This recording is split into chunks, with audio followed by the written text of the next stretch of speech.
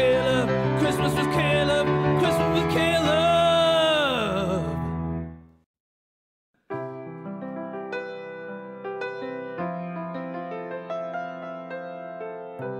Caleb Jackson's Christmas special, Caleb Jackson's Christmas special, Merry Christmas, Christmas special, Caleb Jackson. Hi, I'm Caleb Jackson. I'd like to welcome you on behalf of myself to the Caleb Jackson Christmas Special. Before we get started, we need to hear a word from our sponsor, Burger King. Here's one from Mom and Daddy, one Grandma came to bring, one from Uncle Charlie, and one from Burger King. It's the Burger King doll. This Christmas, your kids can have this colorful, cuddly Burger King doll free when you buy a book of 10 gift certificates for $5. Add an extra touch to Christmas with a gift from Burger King. Thanks, Burger King. You know, Christmas is special for many reasons, but one of the most important things to me about Christmas is the storytelling. And I'm hoping through my special I can focus on the stories of Christmas, and whether it's song, film, or books, the stories just hold a special place in my heart. So I think tonight I'd like to start with the original Christmas story, and I think I'll give it in the form of a song. However, I'm an amateur when it comes to music. I do know a professional, and I'm hoping for a little help tonight from my good friend, Joe Baughman. Joe? Thanks, Caleb. I'll take it from here.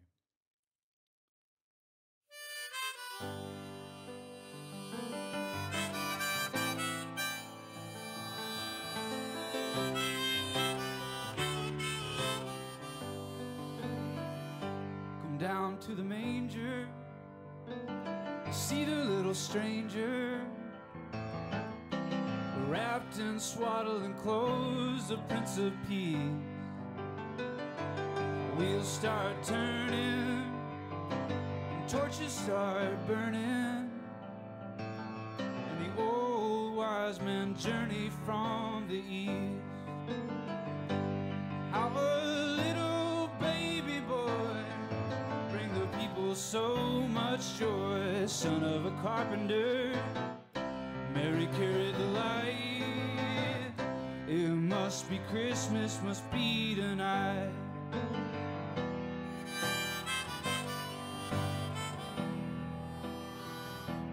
Shepherd on a hillside, while over my flock I bide. On a cold winter's night, a band of angels sing. In a dream I heard a voice, it said, fear not, come rejoice. It's the end of the beginning, praise the newborn King. How a little baby boy bring the people so much joy, son of a carpenter, Mary carried the light. It must be Christmas, must be tonight.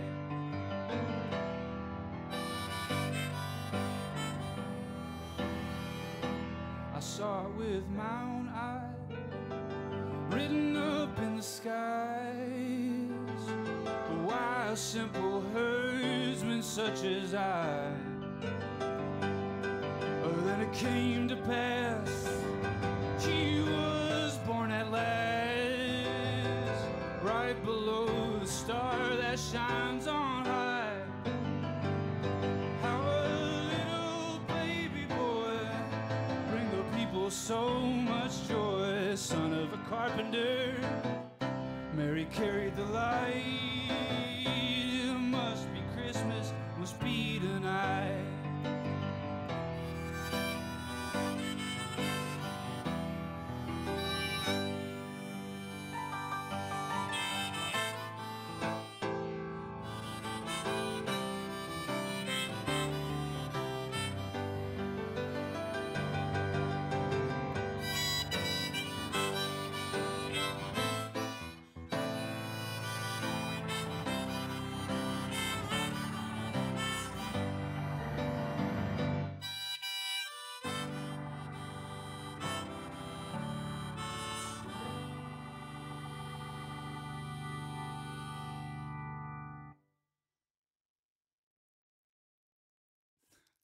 say at the end. Thanks, Joe. Okay. Now for this next segment, I would like to share with you some of my favorite moments in Christmas films. Let's take a look. This is a Christmas miracle.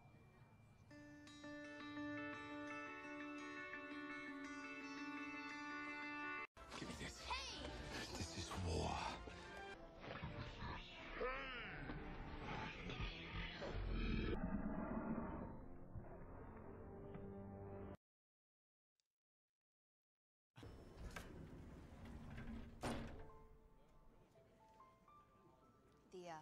The elevator intercom was on. You all heard that? I heard it. That's what matters. I believe in Christmas. I believe in hope.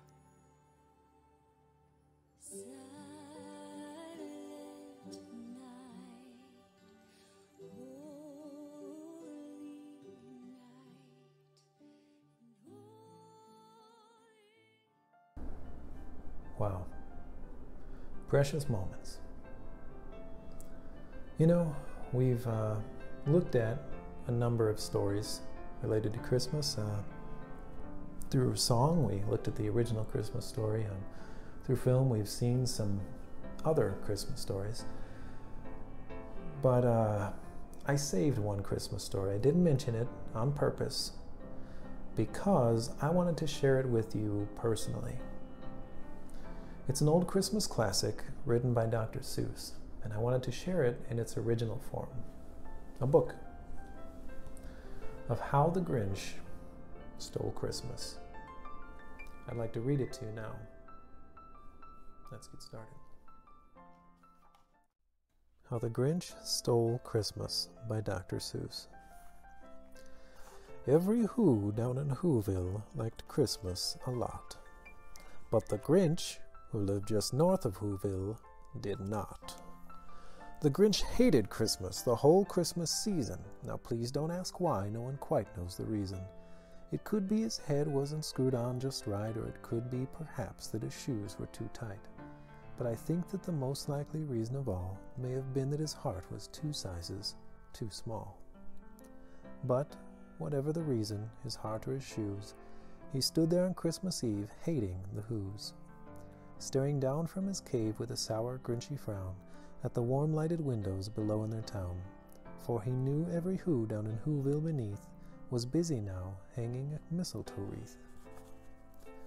"And they're hanging their stockings," he snarled with a sneer. "Tomorrow is Christmas, it's practically here."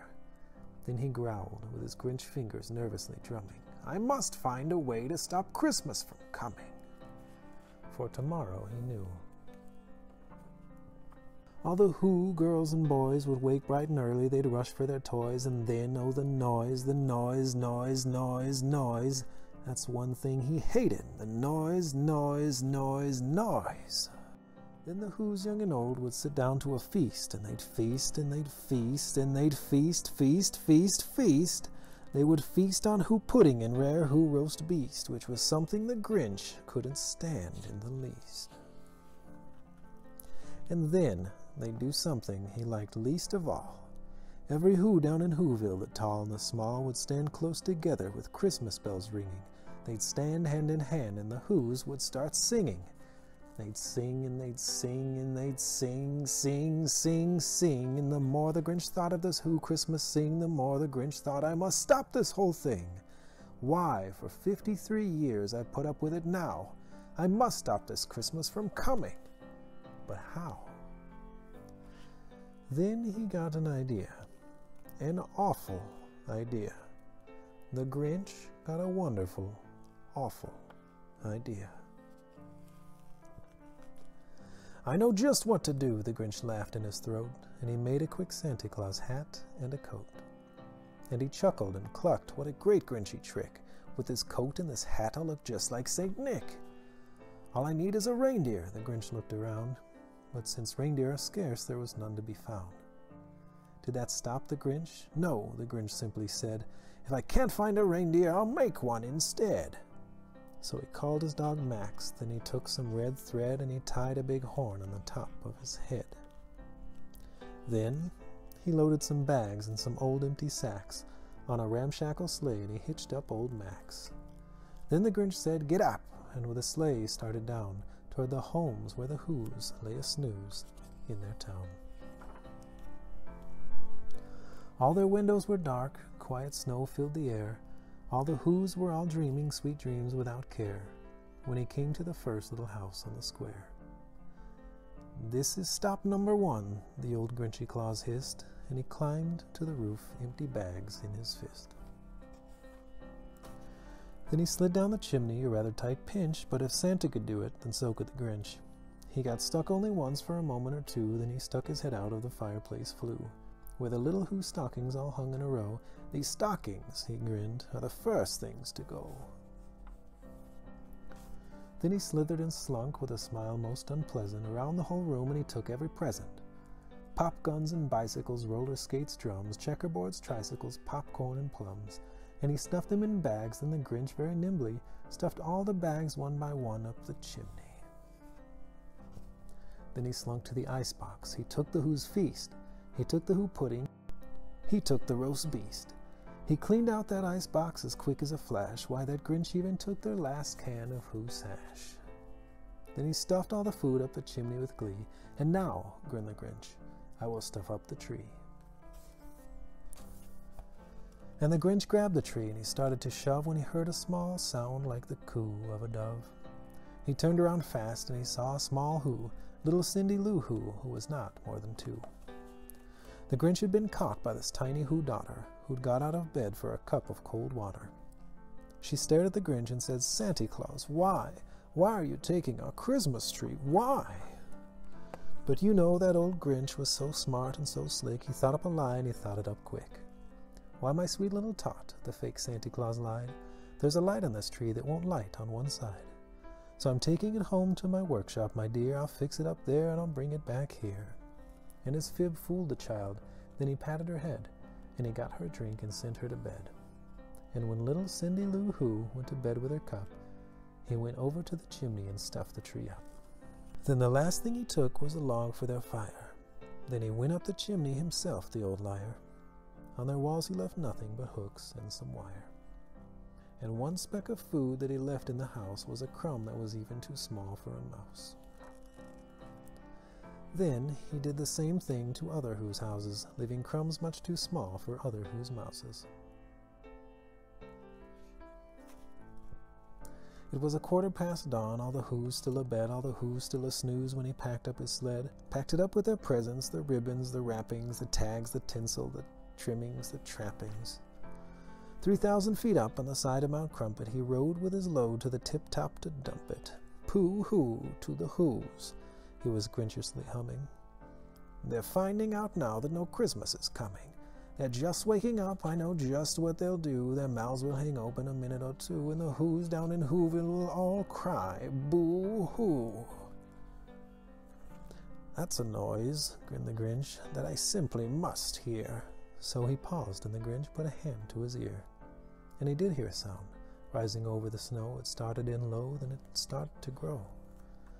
But the sound wasn't sad. Why, this sound sounded merry. It couldn't be so, but it was merry. Very. He stared down at Whoville, the Grinch popped his eyes, then he shook. What he saw was a shocking surprise. Every Who down in Whoville, the tall and the small, was singing without any presents at all. He hadn't stopped Christmas from coming. It came. Somehow or other, it came just the same. And the Grinch, with his Grinch feet ice cold in the snow, stood puzzling and puzzling. How could it be so? It came without ribbons, it came without tags, it came without packages, boxes, or bags. And he puzzled 3 hours till his puzzler was sore. Then the Grinch thought of something he hadn't before. Maybe Christmas, he thought, doesn't come from a store. Maybe Christmas, perhaps, means a little bit more. And what happened then? Well, in Whoville they say that the Grinch's small heart grew 3 sizes that day. And the minute his heart didn't feel quite so tight, he whizzed with his load through the bright morning light. He brought back the toys and the food for the feast, and he himself, the Grinch, carved the roast beast. The end. I hope you enjoyed that story as much as I do. It's always been near and dear to my heart. I think we should wrap this special up with one more song from Joe Baughman. Is that all right, Joe? Okay. I'm dreaming of a white Christmas, just like the ones I used to know,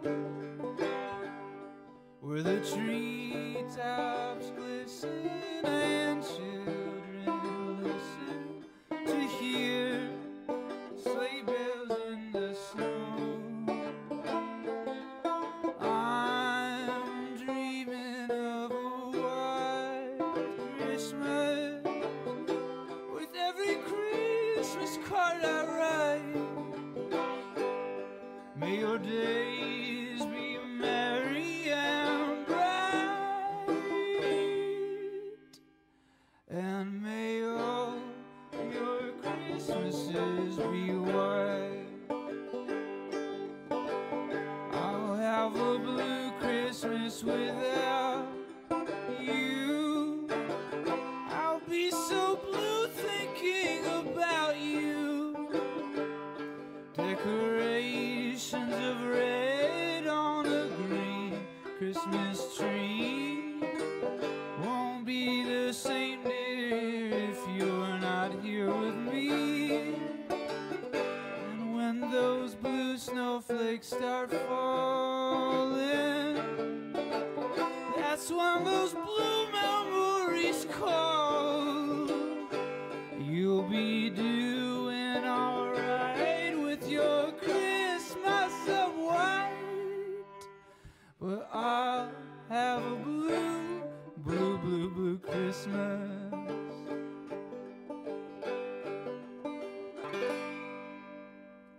I wish you all a Merry Christmas. Back to you, Caleb. Wow. Thanks again, Joe. And thank you, viewers, for letting me be a part of your Christmas this year. I hope you enjoyed this special, and, well,